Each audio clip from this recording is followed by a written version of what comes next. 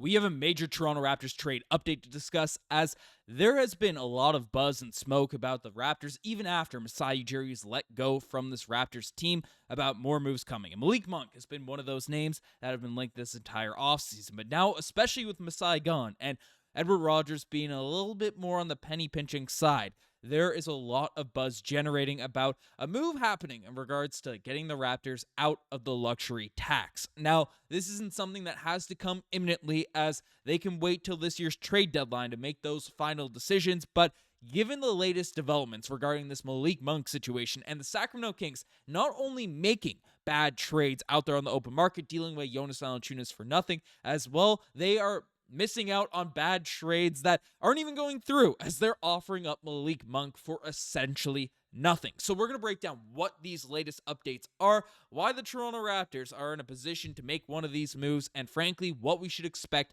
from this Raptors team moving forward in the coming weeks. So lots of stuff to break down in this video. But folks, you guys have been crushing it, hitting the subscribe button as of late. At that 38,000 mark, our goal is 40. So make sure you join this Toronto Raptors community if you want daily Toronto Raptors updates. So hit that subscribe button, hit the button down below, and you won't miss a single thing going on with this team. But what's going on? What's happening regarding this Toronto Raptors squad? As there's been a lot of smoke the last couple of weeks about one of these trades actually going down. So news came out from Mike Scotto that the Kings are gauging the trade market for Malik Monk and a 2024 lottery pick, Devin Carter. Monk could help a contender add a scoring punch, while Carter could have plenty of fans in the scouting community during last season's pre-draft process. You know, a lot of people are excited about his ability to play out there on the basketball court. So this is something that's been going around. And then also news came out following the Masai Ujiri departure. The Raptors are still going to be looking at the trade market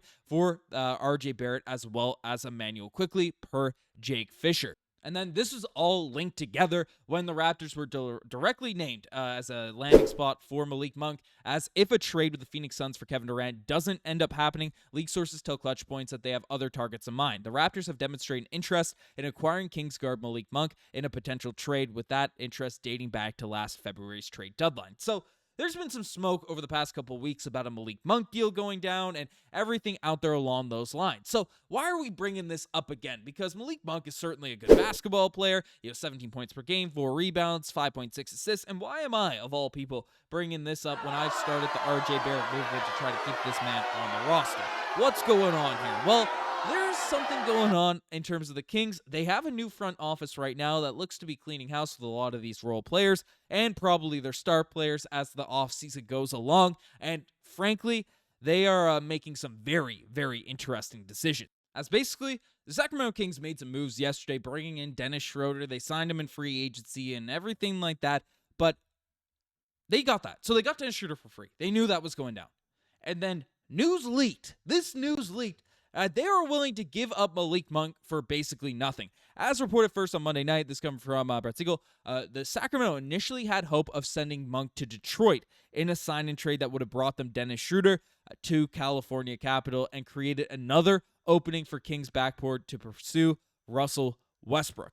So basically, the Kings were willing to let go of Malik Monk for basically nothing because they could have got Dennis Schroeder anyways. So that was happening regardless. Dennis Schroeder was going to the Sacramento Kings with the $15 million per year contract that the Kings offered up to him, which, I guess he played well for the Detroit Pistons last season, so that is what it is. But they were willing to give Malik Monk in there for whatever, so they could bring in Russell Westbrook, who, frankly, on that team doesn't make a whole ton of sense. Now, the Sacramento Kings GM, Scott Perry, has made some very weird decisions out there in the past in terms of looking for pieces out there on the squad. And a couple of names have been floated around, the Kings is RJ Barrett. Because dating back to Scott Perry's previous tenure with the New York Knicks, RJ Barrett had a tight relationship there with Scott Perry, as well as Immanuel Quickley. But RJ, of course, is putting up better stats, 21 points per game, 6 rebounds, 5 assists. I'm not in favor of trading RJ Barrett, especially in a package like this.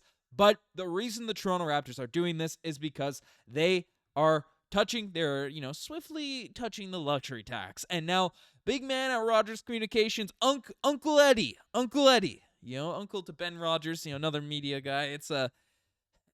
He doesn't want to pay the luxury tax, especially for a team that's not great. And, say what you want about Ed Rodgers. The team's not going to be great. I see why ownership is coming from on that front, but there could be some pressure out there from the Toronto Raptors to deal away RJ and make a cost savings move. And essentially in a trade package to bring RJ Barrett back to to RJ Barrett going to Sacramento, and then Malik Monk coming here, you save about $7, $8, $9 million, which gives you a nice buffer away from that luxury tax threshold. So that's why this buzz, that's why this chatter's going around. Again, Malik Monk is fairly good at basketball, but I still prefer RJ Barrett. I know advanced stats are out there. They don't like RJ Barrett's game, yada, yada, yada. I'm still a guy that's an RJ Barrett stan. So that is what it is, but there's also been some chatter in terms of multi-team trade, and this is where my eyes start percolating in terms of some moves happening, because Malik Monk would be cool, but straight up for RJ Barrett, I'm not loving it. But if we are forced to make a cap-saving move, there's a player that has been on my radar for a very, very long time, and that is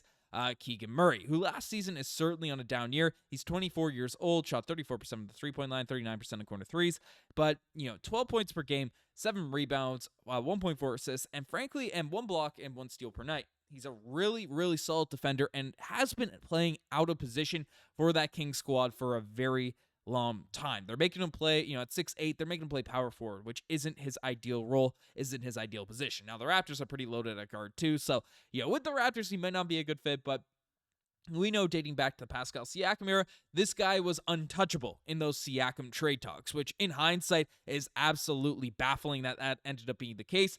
But so we're seeing these types of trade packages get thrown around now, where it's Ochai Agbaji and RJ Barrett going to the Kings in return for Malik Monk and Keegan Murray. Now, this completely, how you value this trade is completely on how you value Keegan Murray as a basketball player. An extension is likely incoming for him as well. So there is that risk you're handling at that point if you're making one of these moves.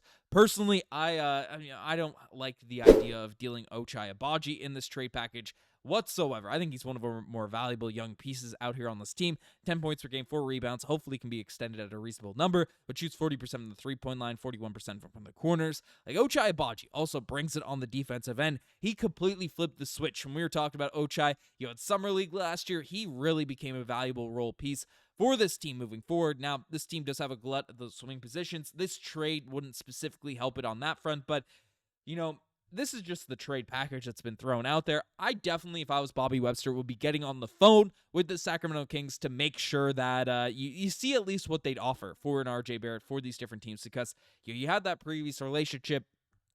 Maybe you could get, again, Sabonis is not that someone I'm interested in after we brought in Jakob Poeltl. DeMar, Levine, it's not the greatest teams. Maybe a 3-team deal where you get some assets coming back our way. I don't know how you specifically make that work, but the Kings have been making some very questionable decisions under their new management, so it looks like there could be an opportunity for the Toronto Raptors to finesse the Kings in any bit of trade and let Bobby Webster set his tone out there on this Raptors team by making his first finesse to honor Masai Ujiri. But let me know what you guys think about all this in the comment section down below. Do you think a trade's going to happen? Let me know. I'm signing out. Cheers.